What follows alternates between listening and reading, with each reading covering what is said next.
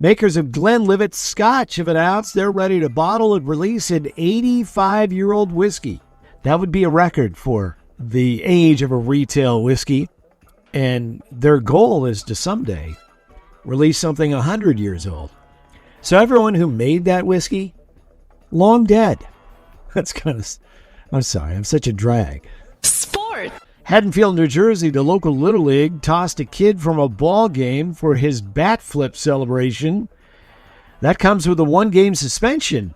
And, his parents could go, look, they don't want you flipping your bat during the games. They don't want you showing up your opponents. This is Little League. I know you saw it on SportsCenter. Don't do it. And that would be the end of it, right? Oh, no. Parents are suing the Little League to get the suspension, a 1-game suspension, lifted. It's 1 game. Good Lord. Well, he's not going to learn anything. I'll tell you that much. I keep seeing articles about strange behavior from Gen Z. The other day it was the disquieting Gen Z stare.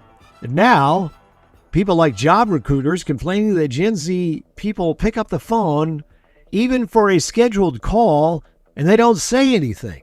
You can hear them breathing. They say nothing, at least according to this article. Now, I have 2 Gen Zs. My daughters Anna and Izzy fit into that age range, so I'll have to ask them if that's the way they answer the phone. Not with me, but when I think about it, I go, well, they don't really... we text. They much prefer texting. So I don't know. The whole thing is probably overblown, right? One of my girls getting married in September. I'm sure it will go smoother than this one that I read about on the Reddit feed, Wedding Shaming. This is unbelievable. A woman reports she attended a wedding recently where the invite only gave a location. Didn't say whether it was inside or outside. There was no dress code of any sort. So when she showed up, there were people in shorts and flip-flops, and I guess those were the people that knew it was going to be outside in the heat.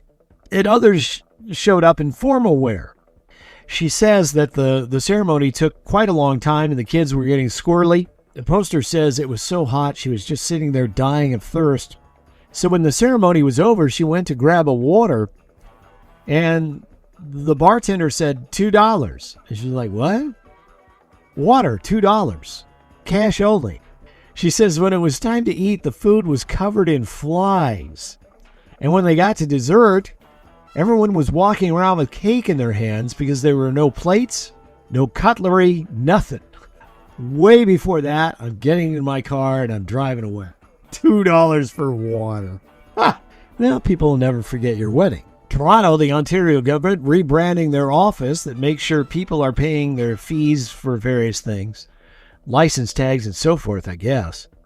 They've been given new uniforms, and they're now called Provincial Offenses Officers, or POO for short. Lone Tree, Colorado, an eye surgery team has settled a lawsuit brought by the family of a 56-year-old patient who died of a heart attack during surgery. It's always a risk, even minor procedures. It is a risk. However, the problem here seems to be that the surgery team was playing a game called Music Bingo while operating on this guy. You fill up a game board with song titles that you hear on someone's phone, apparently, and while operating on the patient. He coded, and they were somewhat distracted. So there you have it, the lawsuit. Victoria, British Columbia, a daughter is suing provincial health authorities 2 years after her father's death. This is pretty grisly. Employees of the morgue found the guy's brain in a container in a morgue refrigerator. Now, this, I don't think, was where they keep their lunch. I think it's refrigeration specifically for body parts pertaining to autopsies.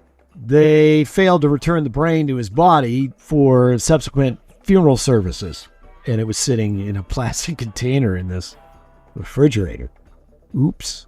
Tucson, a flight inbound from Atlanta marred by a woman who sprinted up the aisle, overpowered some stewards, and attempted to enter the cockpit. Enter Army vet Nicole Pruitt, who wrestled the woman to the ground herself. And I don't know where she found the zip ties, but she managed to get this woman tied up with her arms behind her back. All the while, the woman is yelling, "God will protect me. The Lord is my shepherd." The woman was arrested upon landing. Bern, Switzerland, 25 hikers advised by authorities that their own safety was at risk and maybe they should adjust their outfits. That's because the men, who were from locations around Europe and also the USA, were wearing vintage Nazi uniforms. It's not clear if this was some sort of reenactment, like, you see the Civil War reenactments. I don't know. I'm guessing these guys were actual Nazis. It is not against the law in Switzerland like it would be in Germany to wear Nazi garb, but authorities did offer them friendly advice that perhaps that wasn't the way that they wanted to portray themselves. Oak Creek, Wisconsin. Cops were called out to a bar where some 60 people were brawling.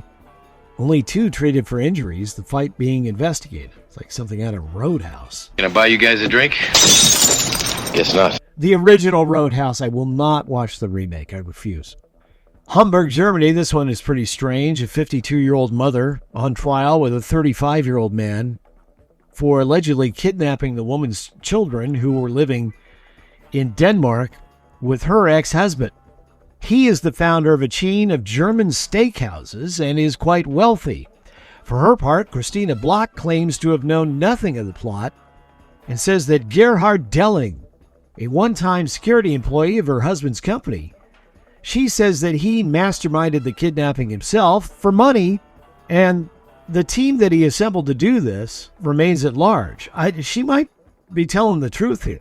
Delling's attorney is also denying accusations that his Israeli client is a former Mossad agent. Like the Israeli CIA. Lots of moving parts here, no question. Finally, we go from that ponderous story to this one. Gardaí, Ireland. Police looking for 3 young men who left a ketchup-covered mannequin in the middle of a road as, of course, a prank. And the driver who hit it was pretty freaked out, as you can imagine. All right, that's where we'll leave things on a Wednesday. And I thank you for listening and for your support. We'll chat again tomorrow.